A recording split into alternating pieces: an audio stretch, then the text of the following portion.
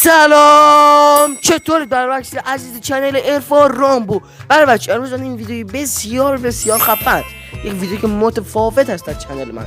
بچه من یه روز آمدم با خودم درگیری فراوان داشتم. گفتم اگه میوه ها رو با هم قاطی کنیم چی میشه، چه طعمیه و چه جوری میشه. پس الان قراره که بریم تمام میوه‌ای که داخل خانه ما وجود داره رو با هم دیگه قاطی کنیم و ببینیم چه مزه‌ای هستن یا چه طعمی یا چه جوری هستن. پس قبلش لایک کامنت سابسکرایب تا آخر این ویدیو نگاه کن که تو هم متوجه بشی چه جوری ان و چه مزه‌ای و چه شکلی ان و بدون معطلی بزن بریم سراغ این ویدیو. راستی چنل ما سابسکرایب کنید. خب از اونجایی که فهمیدید ما قراره این ها رو با هم دیگه اول میکس کنیم. خب بچه توضیح بخوام بدم، من ترکیب میکس رو گرفتم ولی نه صدا داشت و کیفیتش هم کم بود.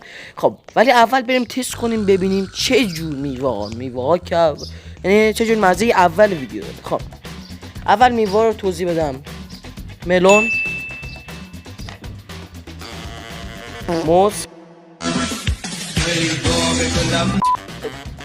چی؟ نه خیار،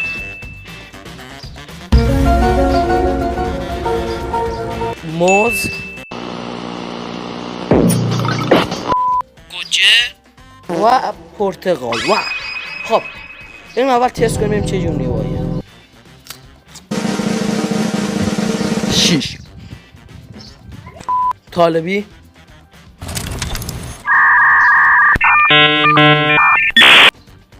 4 و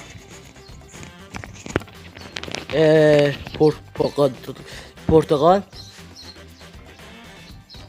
و چون پرتقالی که حالت اسیدی داره با اینا ترکیب شه و گوجه. خیلی آدمی کثیفی هستی.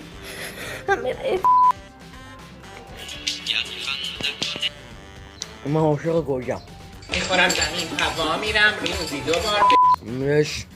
8 من آدم آرومیم، بازینک و باروحیم. موزم که آقام 10 بریم اینا ترکیب کنیم و ببینیم چی از آب در میاد. خب همینطور که میبینید من دارم زر میزنم ولی صدا قطعه و الان دارم بهتون میگم که قرار میوه رو ترکیب کنیم و هزار تا چرت و پرت دیگه. و همینطور که میبینید من دارم الان میگم که الان قرار میوه رو اینجا لیستش بیاد و اولی میوه که قرار پرتقالی که میوه مورد علاقه من نیست و خیاری که دارم میگم خیار چقدر شبیه یه چیز دیگه است و اصلا اون نیست. و خب بچه ها اینجا گوجه رو به شما نشوندم، میگم خیلی گوجه باحالیه و خیار گوجه چقدر با هم ترکیب بسیار زیبا میشه. و میوه بعدی هم چیزی نیست جز موز. آقا خرج کردم موز خریدم و خیار موز چقدر شبیه هم، خودتون حتما توی کامنت ها بگید چقدر شبیه هم و به چه چیزی شباهت داره. و میوه بعدی هم که الان میارم خیلی درگیرم که چی بیارم بیرون که متاسفانه نمیاد بیرون و الان اومد طالبیه. طالبی بچه من طالبی که تست کردم واقعا مزه بدی داد و اصلا این طالبی خوب نبود که ترکیب کنم ولی خب ترکیب کردم و بسیار مزه. خب اینجا بچه ها من الان دارم میوه رو تست میکنم ولی تو اول ویدیو تست کردم چون میدونستم صدا قطع شده دوباره اومدم تست کردم. الان میریم بچه ببینیم دوباره میوه رو تست کنیم ولی بهتون نشون نمیدن و الان میریم فقط تیکه های جالب این تیکه یعنی چیه نمیدونم بهتون نشون میده. و این تیکه بچه من آمدم موز و پوستشو کندم دیدم چقدر آلومینیوم توش داره، پر از مواد مفید و خیلی خوب واسه بدن و اینجا اونم تست کردم و دیدم واقعا مفیده برای بدن و اصلا حالم بد نشد و واقعا مثلا چندش هم نشد. و اینجا داشتم تست میکردم که یهویی 3 روز بیمارستان در خدمت و اینجا اومدم میوه ها رو همه رو ترکیب کردم و مونده بودم با چی اینا رو با هم مخلوط کنم و اول با نام و یاد خدا شروع کردیم و گوشتکوب آوردیم و کدوم آدم عاقل با گوشتکوب میاد اینا رو با هم میکس کنه؟ متاسفانه نکردم و الان میبینید نتایجش چی میشه و اینجا هم زور میزنم.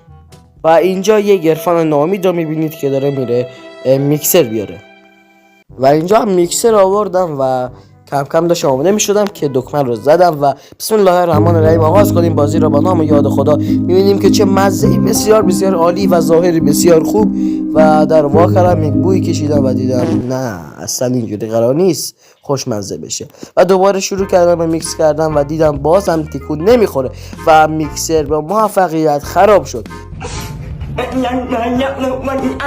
و اینجا که نزدیکای 500,000 تومان تو خرج رفتم مادرم آمد و دمپایی رو تا تک کرد تو. و اینجا هم عرفان عاجز را میبینید که داره با چاقو اینا رو به هم وصل کنه تا سریعتر اینا میکس بشه، ولی متاسفانه بازم چی شد و عرفان متعجب شد که چرا اینجوری میشه و از ترس به خودش و رفت نگاه کرد و دید به چه ظاهر خوبی داره و دوربین گذاشت و رفت پیش والدین خود. الان بدون میکروفون و بدون همه چی اومدیم و این شد از این نوای کار. بچه‌ها اصلا امتحان نکنید، من فقط یک زبان کوچولو میزنم که اگه مردم اینم آخرین ویدیو.